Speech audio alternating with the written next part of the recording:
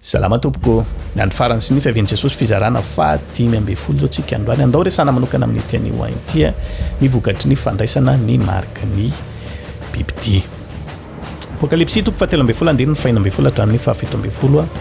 takan'izao mivakantena amin'ny anaran'i Jesosy ary n'olona rehetra na ny kely na ny lehibe na ny manan-karena na ny malahelo na n'olona afaka na ny andevy dia ampandraisany mariky avokoa eo amin'ny tanany havanana na eo amin'ny andrany fa tsisy azo hividina hivarotra afa-tsy izay manana ny mariky dia ny anaran'ny bibidia na ny isa milaza ny anarany. Zay zany aloha ny vokatra voalohany azon'ny olona tsapahitanana amin'ny ity fandraisana ny mariky ny bibidia ity zay izy afaka mividy sy afaka ny mivarotra. Efa nao zavana tamintsika teto ihany moa zay hoe rehefa miresaka an'izay hoe afaka mividy sy afaka mivarotra ny baiboly dia ny fiainana andavanandrontsika mihitsy no tiana ho resana amin'izany mba ahafahan'ny olona miaina ankalalana tahaka an'izao fiainana hitantsika zao zany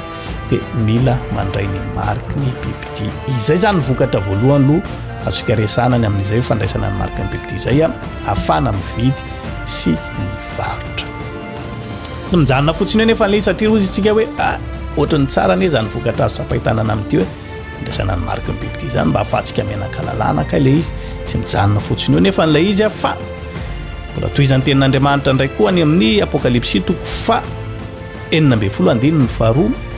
ary nandeha ny voalohany dia nampidina ny taon-doviny tamin'ny tany dia nisy vay ratsy sady nampanaintaina tamin'ny olona izay nanana ny mariky ny bibidia sy ny ankohoka dia ho anatrehany sariny.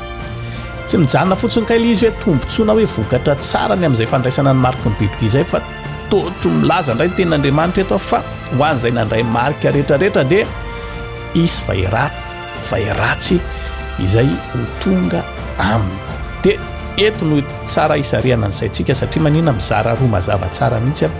ny vokatry ny fandraisana an'ity mariky ny bibidia ity. Rehefa tsy maharitra ny olona anankiray fa te hiaina kalalana tahaka ny mahazatra tahaka n'izao zavatra misy iainantsika izao ihany dia lasa izy mandray ny mariky ny bibidia ny devoly no manome tombontsoa azo voalohany amin'izay dia ny mba ahafahany mividy sy mivarotra. Tsy mijanona fotsiny nefa n'ilay izy hoe omeny ny devoly tombontsoany amin'izay fahafahana mividy sy mivarotra zay any fa aorianan'izay kosa dia tonga mikapok'Andriamanitra ho an'izay olona mandray an'izay marika izay zany hoe ny vokatra azo resana amin'ity fandraisana ny mariky ny bibidia ity dia voalohany tombontsoa raisina avy amin'ny devoly faharoa kosa nefa dia kapoka raisina avy amin'Andriamanitra. Eto ny tenin'Andriamanitra dia manambara mazava fa isy vay ratsy izay ampanaintaina na koa azon'ny olona mandray an'izany mariky ny bibidia izany. Tsy mijanona fotsiny eo nefa n'izy ity hoe kay vay ratsy aloha zany eretana fa vay fotsiny kay zany dia rehefa sitrana lizy dia tsy maninona non tsy mijanona eo amin'izay vay ratsy zay fotsiny ny kapoka omen'Andriamanitra ny olona izay mandray ny bibidia mariky ny bibidia fa amin'ny apokalipsy toko 4:7 hatramin'ny 9:10 dia mbola misy kapoka mahery vaika be ato ary nisy iray hafa koa dia anjely fahatelo nanaraka ireny ka niteny tamin'ny feo maherina na hoe misy miankohoka eo alohan'ny bibidia sy ny sariny ka mandray ny marika eo amin'ny andriny na amin'ny tanany dia izy koa no hisotro ny divainy fahatezeran'Andriamanitra izay nahidina tao amin'ny kapoky ny fahatezerany tsy mitapoka miaro zavatra sady ampijaliany amin'ny afo sy solofara eo anatrehany anjely masina sy anatrehany zanak'ondry izy. Setroko ny fijaliany dia miakatra mandrakizay ary tsy anana fitsarana na andro na ala izay miankohoka eo alohan'ny bibidia sy ny sariny na izay mandray ny mariky ny anarany. Zany ilay izy zany ka ilay izy zava-doza tsy vitany hoe tratra ny vay fotsiny ihany dia hoe aloha tsy manina iretana kely zany ko fay zany mety herinandro mety ray volana dia afaka tsy mijanona amin'ilay vay fotsiny kapoka omen'Andriamanitra ho an'ny olona izay mandray marika fa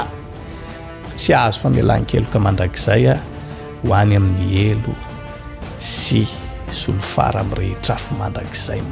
ny toerana izay omanin'Andriamanitra azy ireny. Ka izay hitarihana ny saintsika amin'ny tiany hoainy ity dia tsotra ihany raha ho avy zany fotoana zany raha ho tonga tokoa zany fotoana zany amin'izay hoe fampandraisana ny marika izay aza sy doka fotsiny ihany amin'izay pub maro isan-karazany alefa ny devoly amin'ny hoe tsy afaka ny vidy nareo tsy afaka ny varotra nareo dia eo amin'izay tsika fa hoe tena tsy afaka enjana be tokoa moa zany niaritra an'izany ahoana moa ny iaina tsy sakafo sy ny sisy zany fa raha vao tsy maharitra an'izay tsika ka une fois mandray an'ilay marika efa nao zavaina teto ihany marika tsy mijanona fotsiny marika ara-nofo ka hoe marika hita ety ambonin'ny tanana ety dia hoe ho fafana zany rehefa tsy tiako tsony ilay marika fa mipetraka avy hatrany koa marika ara-panahy ilay izy uniforme mandray tsika dia tapitra treo ny amin'izay fifandraisantsika amin'Andriamanitra tsy misy famelan-kely koa intsony izay azontsika raisina marina tokoa fa mety afaka hividy sy hivarotra itsika mety afaka ianan-kalalana tahaka an'izao fotoana iainantsika izao kanefa aorianan'izay kosa voalohany indrindra aloha ho tratry ny vairatsy hampanaintaina ny vatantsika aorianan'izay dia hoany amin'ny elo mirehetra afaka izay ny tanana antsika dia tsotra ihany raha ho avo eo izay fotoana izay fampandraisana ny marika ety ambony tany ety dia fadio na avy hatrany dia hiafara amin'ny fanapahan-doha aza loantsika misafidy an'izay ho tapado vetivety eo toy izay hijaly maharitra mandrakizay any amin'ny afo mirehitra minoaka fa azontsika tsara izay zavatra ambara ao anatin'izany rehetrarehetra izany ho toy izantsika amin'ny heriny izay filazalazana ny mariky ny bibidia izay alefantsika tsy kelikely mihitsy izy mba ahafahantsika mahazo tsara sy mandray tsara izay ambarany ten'Andriamanitra mahakasika ny amin'ity boky ny faminaniana ity satria raha miresaky tsika ny hoe amin'ny amin'ny boky ny apokalypsy dia boky ny faminaniana ilay izy somary manahirakirana na ny manazava azy na ny fandraisana azy ka zany no antony mahatonga antsika mitsinjara azy tsy kelikely mihitsy mba ahafahantsika mandray tsara izay sitrapon'Andriamanitra marina mahakasika ny amin'izany rehetrarehetra izany ametraka ny veloma mandram-piona mandram-pitafa ho amintsika amin'ny vidéo manaraka indray samy arota in'Andriamanitra veloma tompoko